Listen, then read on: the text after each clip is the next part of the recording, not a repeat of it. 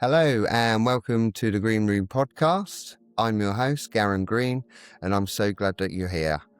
And before we dive in, I want to share a brief word of caution. So in the Green Room, we do not shy away from the raw truth. This episode contains deep discussion about various mental health battles in regards to my guest here, Eddie, and these are lived experiences and real life stories. Sharing them is part of the healing process, but I know they may be difficult for some of you to hear. So if you are currently in a place where this content feels a little bit heavy for you, please take care of yourself. Pause, breathe, come back later if you need to, and just remember that you're not alone. So now let's begin. So today I'm joined by Eddie, a single father of two, a man whose life has been beat around discipline, resilience and responsibility. And to many, Eddie was the joker of the group, the one who lifted the mood, carried the energy and supported everyone else.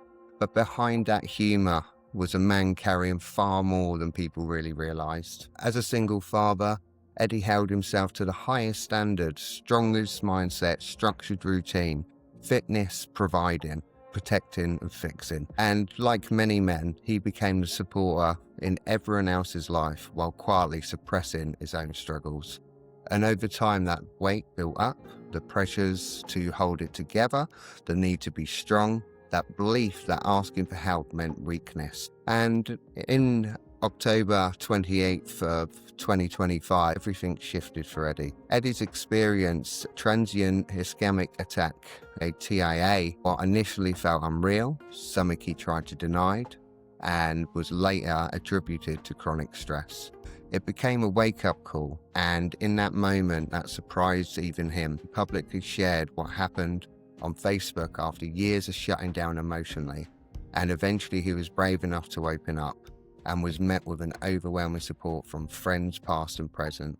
And through recovery, Eddie discovered something so powerful, that talking heals. He began documenting his journey on TikTok, and you can find him at eddie.beeley, that's Beeley, sharing life after a TIA, his return to training and creating space for fathers and trauma survivors to speak openly rather carrying it alone. And today his focus is grounding presence, consistency, honest conversation about masculinity, fatherhood, recovery and mental health, without hype, without preaching and without trying to save everyone.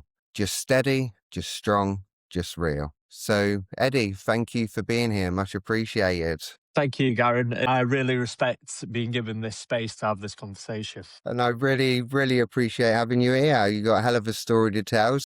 As we normally do on the Green Room podcast, let's start at the beginning, your life before it all happens. Tell me about life before, the TIA, your family, your routines and your mindset. Where was Eddie at that time? So I'll kind of go back to when I was young. When I was about 8, my parents split and it was kind of a hard divorce. I'm not going into too many details, but I ended up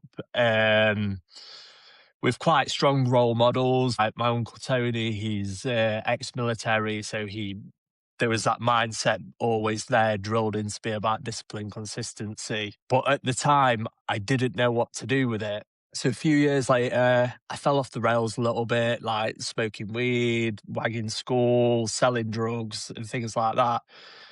I kind of got to a point where I was about 15 and I decided enough's enough of this misbehavior because I was in trouble all the time. Like lads are, but a bit more extreme. Like growing up in Chesterfield and Sheffield, it's big city, it's quite rough and it is what it is. But as I grew more, I grew under the influence of obviously my uncle being ex-army. He used to take the shooting and things like that. He grew his mindset into me.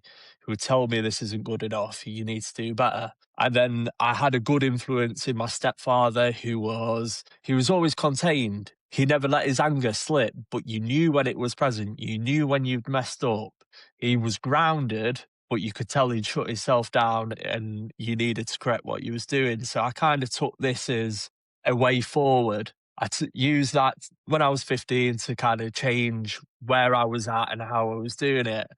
Obviously, I had other people involved, like my good friend, I call him my sensei, Kieran. When I was naughty at school, they sent us off to college and you'd have a mentor, and he showed me the ropes in the gym. And I'll touch back on him later because he's kind of a key point to my recovery story. But yeah, till I was about 16, I was off the rails wild, and then I kind of turned it round under the influence of mainly my stepfather and my uncle, I'd say. Because my stepdad was funny. It was just like he'd reel a joke off a minute, a dad joke, but yet he had this persona about him. He was a big lad, big ex-rugby lad, and he'd take me to the gym and he'd show me how to work out in the gym, but then he'd like show me discipline as well, like what it actually meant to kind of show up for your family. Because without knowing it, all these little bits that he was doing was showing up for me, and it was grounding me, and it was turning my life around, and I didn't realize it at the time. So yeah, that's kind of a bit about that. You skip on a bit, got qualified as an engineer, moved down like Stoke Way, and yeah, I kind of used that mindset of the gym and everything like that. But I thought men carry weight alone. I thought it's weakness to talk about this. It's weakness to open up. You have to carry the load on your own. That's what men do. And then until that point of the stroke, that's when it changed. So first of all, thanks for sharing that information there, Eddie. And being a male myself and going on a similar journey to like you did is so interesting how we shield and hide away from our emotions through Yeah. that. You know, we have that typical stigma, you man up, you don't show your feelings. And in regards to some of your history of what you used to do there, it's you said about obviously mentioning you being a joker. And sometimes we can have kind of humor become sort of an armor. So what did that role mean to you? And did it ever feel like a mask, you know, with Eddie being the joker of the group? Mm. How was that for you at that time? So I think at the time there was a lot of pressure for me to be that person, because if someone could notice that I wasn't having a laugh, I wasn't joking, they would think something's wrong. Whereas it's actually normal behavior. So to me, being that joker was, I have internal struggles and I don't want you to feel that. So I'm going to make you laugh as best as I can. So yeah, that's simply where it came from. That's really interesting. What I've noticed with patterns behavior, guys, when they do that, they pull up this mask, whether it's humor, frustration, anger. There's Hmm. so many shields we carry around, don't we? And until it comes to that point where, you know, unfortunately, we'll get more into the story as we go on. But when your Yeah. incident happened, it seems that many of us have to go to a real extreme scenario to really have this wake up call to say, hang on a minute, I need to really open up. And as I've said to many guys in therapy, as you can imagine, I've worked with all sorts of guys, especially coming into therapy, and I say to them that it takes a brave man to open up in therapy than a man walking around pretending it's all right. And I can assure you, some of my clients have made me a bit emotional, especially when Mm. you know yourself, Eddie, how long we hold this in. And when you Yeah. see a guy do that, especially within sessions, and then they open up to you, I mean, it puts hell of a lump in my throat, I can assure you, but so Yeah. empowering that this guy's been brave enough to talk. I mean, Yeah. it's really powerful what you've been able to do there and kind of switch from this mindset. So if we look back on, were there any early signs of stress that you kind of didn't recognize at the time? Because there's a lot of Yeah. things you was carrying around for so long, and eventually, as we know, they'll all start cracking. So if you look at the early stress, you know, you didn't recognize, what was going on there for you? So, 13, I was diagnosed with bipolar, but I never really took that kind of seriously. I was given the meds to deal with it, and they tried to do like therapy, is it CBT? Mm-hmm. They tried to do that and it never really worked. So they kind of just like said the meds will do the trick and that was it. So I kind of thought that the way that I was feeling was normal. So yeah, I mean, there was a lot of signs like my nervous system was in lock, but I thought I was pulling muscles in the gym because your chest can go tight. Your arms can get like funny feelings down them, like aching pains and things like that. But you just don't think about it. You think maybe I overexerted myself yesterday, and then obviously there's feelings of fatigue, not being up to doing stuff, shying away from social situations. So yeah, there was quite a lot of signs on the build up. Yeah.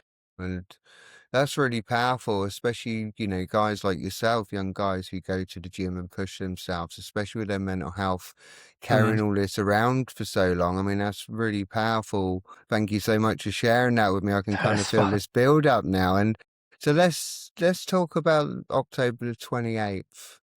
if you don't Yeah. mind walking us, the listeners through this, because obviously I build up, like you're saying, the aching arms, and being a guy myself, just the thought of heart attacks or strokes, I've known many who have had them, but even when I hear you speak about it, my chest locks up. So Yeah. let's talk about the 28th. Walk me through that. What was going on for you there?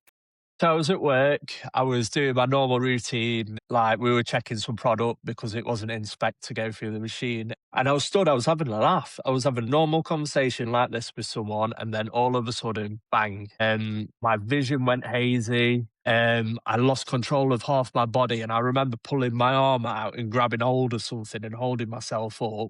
This whole side had gone numb, it had gone limp. My lip drooped. I had shooting pains through my body, and I couldn't speak. I was trying to say something. I know what I was trying to say. I was trying to say, take some more products off the web, but it didn't come out like that.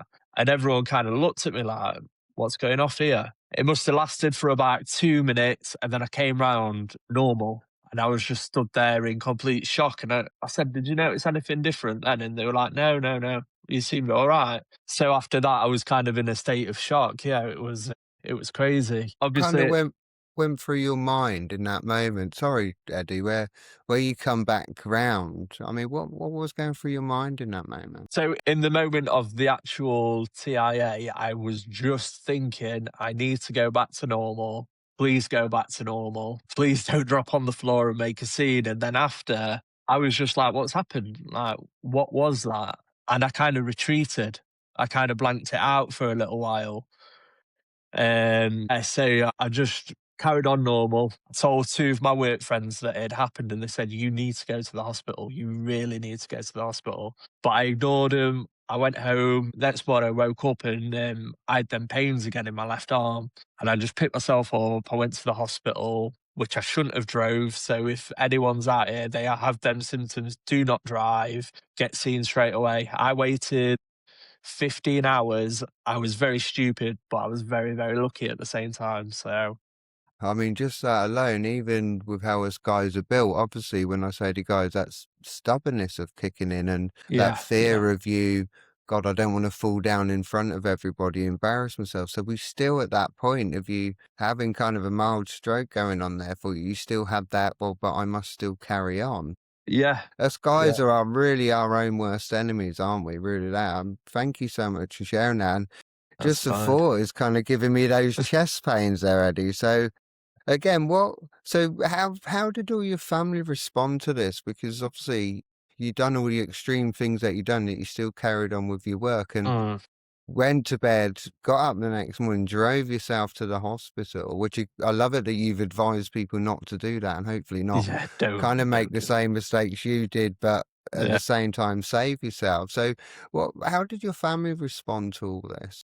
So my family were very, very supportive. I sent a lot of texts out to like immediate family. I text my mum, my dad, my brother, my sister, and they were all ringing me.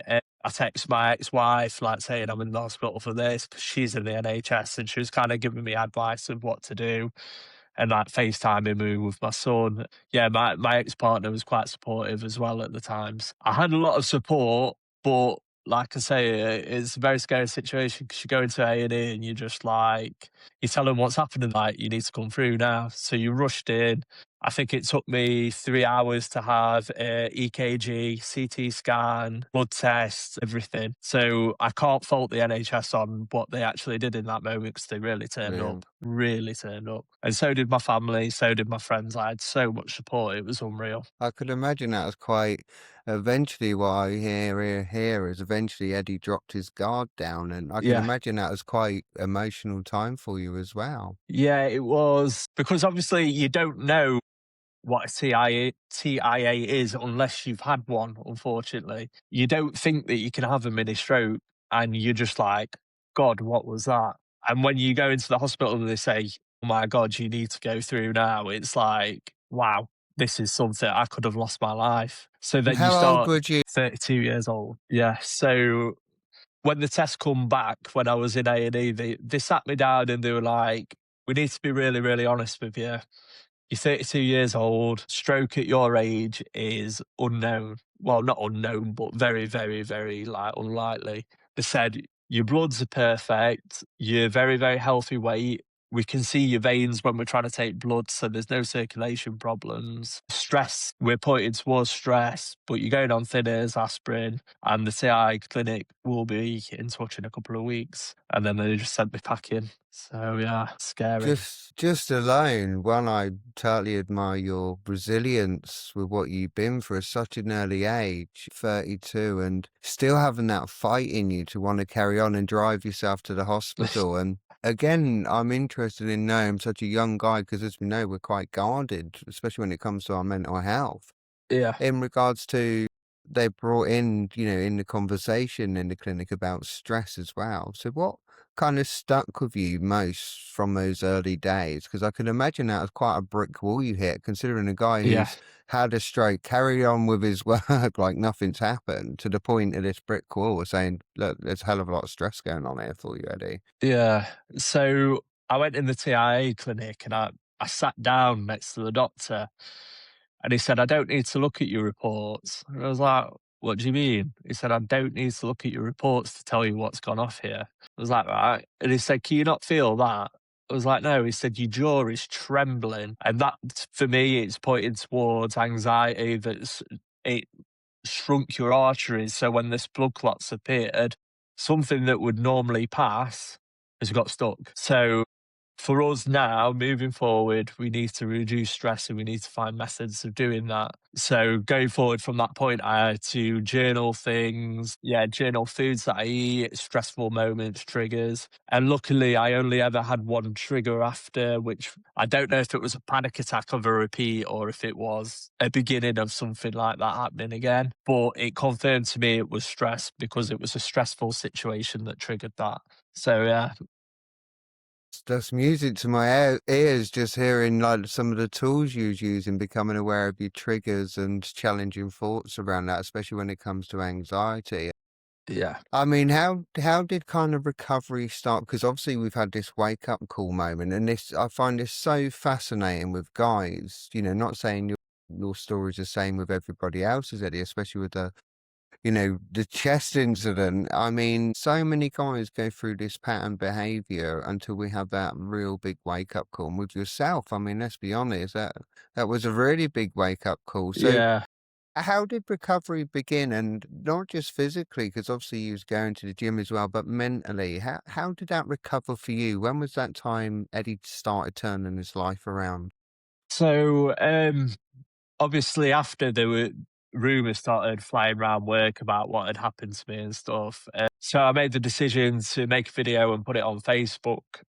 And it was weird because that was me putting myself out there and saying, this has happened to me personally, and I don't want it to happen to you. So look at the triggers, look at the signs, and yeah.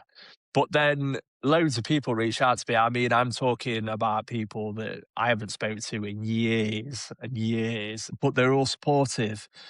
And the lad that I mentioned earlier, Kieran, my sensei, Hmm. he reached out to me and he said, "Have you tried meditation?" He said meditation is really, really good for releasing anxiety, and he sent me all these different poses you can do. So there's the top up sigh that I do on a daily basis. Box breathing, I do that on a daily basis, and then there's standing Hmm. meditation, which kind of looks like you're hugging a tree. But yeah, I Sure. do that. So that started to pull me down, like grounding me, grounding my thoughts. And I started to think to myself, where's the stress factor here? Like, what's causing you stress? And it was this need to fill a gap and fix everything because I had a fear of being abandoned from my childhood. And that's what it is. So Wow. I kind of let go of that fear. I let go of being the fixer, putting myself out my way to fix other people's problems. Unfortunately, it may, I don't want to go into too many details because I don't want to publicly voice what happened in that situation. But there was big changes in my life from then to now, and it was needed because now the stress that I felt is not there. It's not pointing it directly onto that, but it was a factor. Yeah. I mean, thank you so much, and thank you to your sensei giving you the guidance, especially Yeah. regards to meditating. I mean, especially when it comes to anxiety, we always seem to think of the extremes case scenarios and trying to figure everything out all at once. But your sensei's really give you sound advice with your meditation side. Yeah. It's what I normally say to clients sometimes is what keeps us alive apart from, food and water is our breathing. And when it comes to anxiety, we neglect that. And you've really Yeah. pulled that back into like the basics and built yourself up from that. So you mentioned earlier, and obviously we won't go into too much details of different scenarios happening to your life up until recently. And I feel this is kind of your turning point, especially one being so guarded as a male until Yeah. TIA kicked in and being open. And I love it that guys can be open through social media and reach out to other guys. We need so many more Eddies. Yeah. I'm not sure about that. Yeah.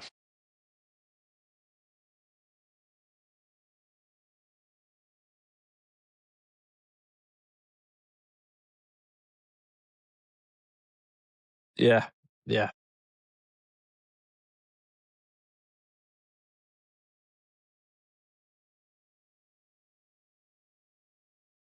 Your turning point and some such amazing work you started doing on yourself here.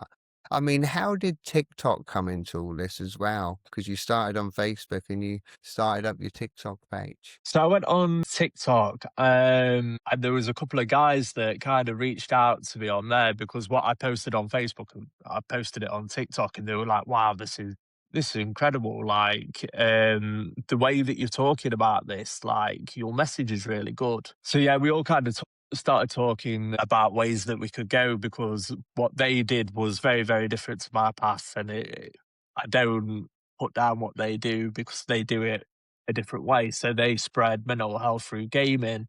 But obviously I don't live my life that way. I don't sit down on a games console. I struggle for the time. I've got a 5-year old and I've got like an 8-month old child as well. So I don't have that time to sit there and do that. I barely scrape 45 minutes at the gym for myself. So Oh. yeah. So yeah, So that's how it started. Yeah. Yeah. so again, obviously returning to fitness and your routine-based well-being.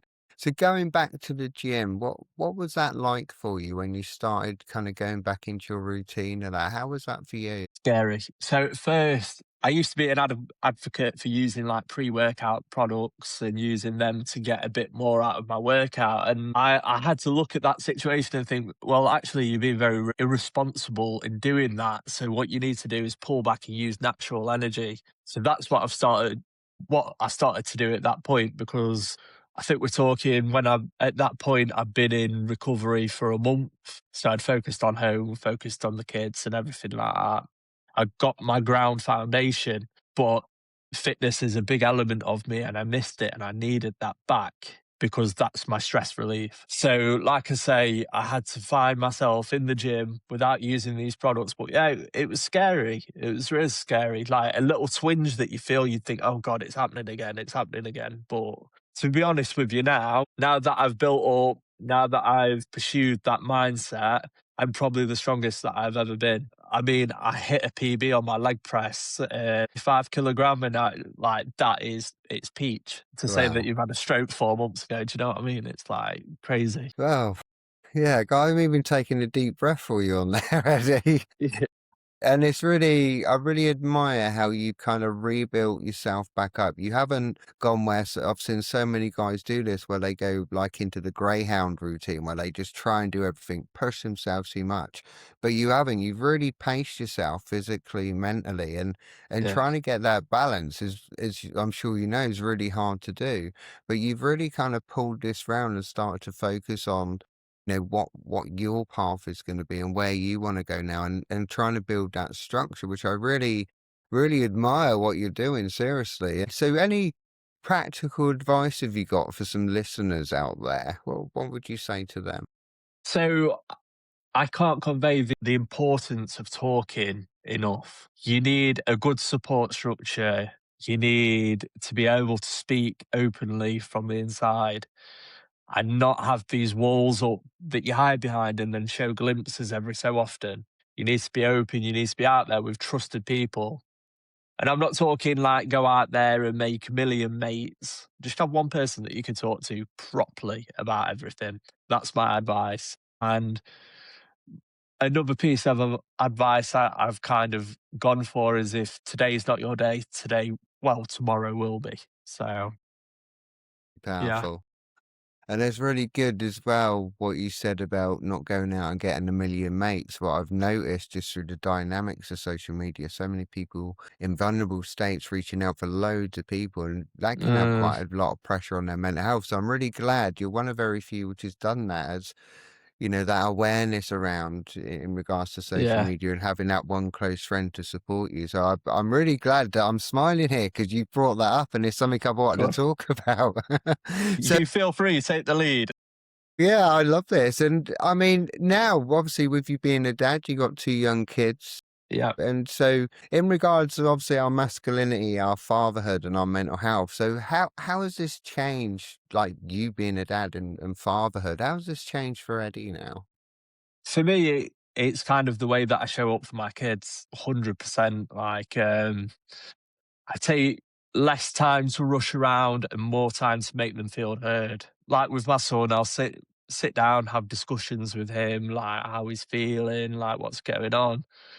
I'll take time on weekends to sit him up next to me till 10 o'clock. Might be a bit irresponsible to say it's 5, but we'll have a movie night, we'll watch a film. And he loves that time, that quiet time. And with my daughter, obviously, she's a bit younger. It's a bit harder to show that. But I mean, I've always been one that was getting up, doing the night feeds, doing the morning feeds, always being there for her when I can be and when I'm not at work. So for me, with my daughter, it was carrying on that process. But when she gets to a stage of starting to process emotion, I guess, to a state that she can understand it, she'll go through the same as my son. And I'll be present, I'll be there, I'll be talking to them about it, and I'll guide them as best I can.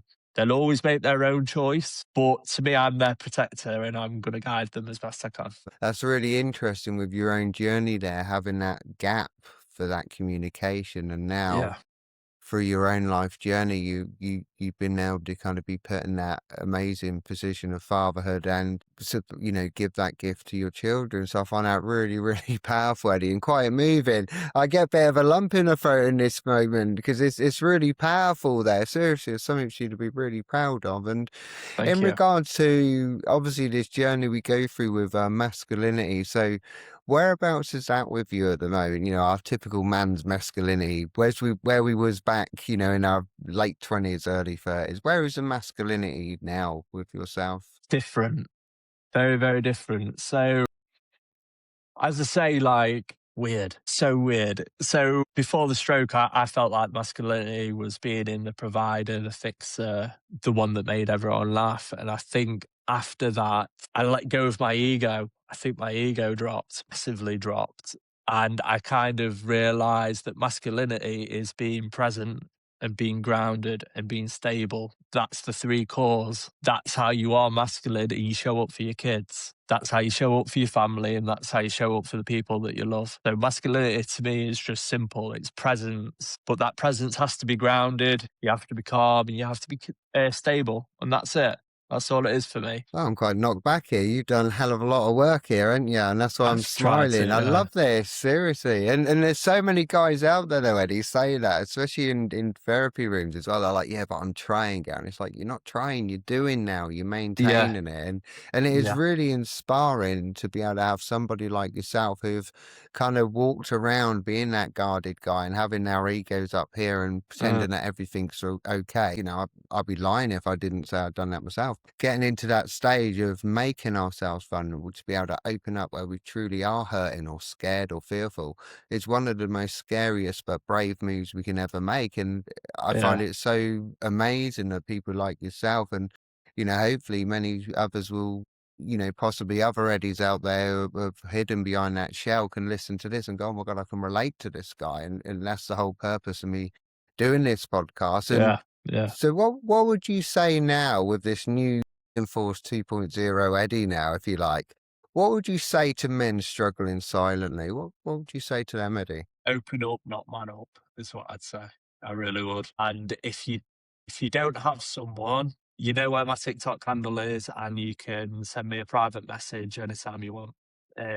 Lots of people do. I speak a lot to trauma survivors, single dads, and just people that need someone to talk to. And to be honest, it's an honour to hear people's stories, even if they don't want them shared. So yeah, open up, not man up, is what I'd say. Wow. Well, that's really quite moving there. And I must admit, it's been a hell of a journey with some of my guests. So far, you've been the most moving ones because it's been quite inspiring of seeing how you had to become so guarded and shielded at a young age to Yeah. having a stepdad guide you kind of in that way and a sensei who's kind of guided you and helped kind of Yeah. pull you back on track. Huge kudos to them. And I really admire that you've been really opened up to other guys out there and they can get hold of you through your TikTok, can't they? Is that Yeah. Eddie.Beely?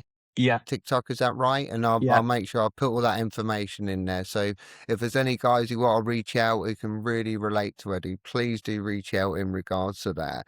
So again, it's just kind of, do you have any other things you'd like to reach out or any causes which you're doing which you'd like to promote out there at all, Eddie? Not really. I'm not doing this for promotion or anything like that. I'm just doing it to have a space where people feel like they can talk. That's what's Excellent. important to me. Brilliant. Life's hard. Of course it's hard, but it's like you're not in it alone, and like the power of speaking, you can achieve so much. So yeah, that's all it is for me. Wow. Yeah, Yeah. no promotions No, here. no, no, that's what I like. And that's the whole point of me making that whole statement to people because I love this that it's just you doing it for you to help just that there could be that one person out there. So what I normally say is that this isn't about clicks, this isn't about likes or people being popular. It's giving people like you, Eddie, that limelight to reach out to somebody else out there who may be going through, similar to what you've done. Plus Exactly. also with how inspiring that is, that's really so moving with what you've shared with me here. And I really, really do appreciate your honesty as well. And your story really does show that recovery isn't loud, it's a dramatic and it's steady. Yeah. So, I mean, thank you so much for giving me this time, Eddie. And I really look forward to Pleasure. getting this out there, to fire it out there. And like I say, please do keep in touch. And thank you for your honesty. And your story shows that recovery isn't just loud, it isn't dramatic, it's steady. And Yeah. to anyone listening, if this resonates, know this, you're not alone and strength is not a silence. And be sure to follow Eddie's journey on TikTok at eddie.beely. And I really want to say thank you so much for your time today, Eddie. I really appreciate that. And I look forward to getting this out to the web and start promoting it. So thank you so much for your time. I really appreciate it. Yeah, thank you, Garen. I appreciate having this conversation. It's helped, and hopefully it'll help someone else out there. So yeah. Lovely. We've been an amazing guest, and I definitely do want to keep in touch and see the rest of your journey and see where it takes you. So again, thank you so much. This is our third episode of the Green Room podcast, and you've just been listening to episode 3, Steady and Strong, with good friend Eddie telling his story in regards to his masculinity and how he's found his own way onto his own path now. And you can contact Eddie through TikTok at eddie.beely.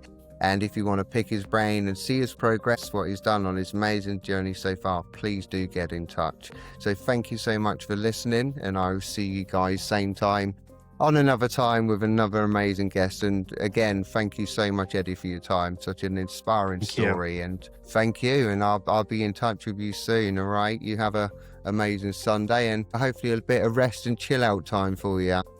Yeah, feet up, Sunday dinner, that's next. So that sounds good. Thanks again, Eddie. You take care, and thank you so much. Bye. Thank you. Bye.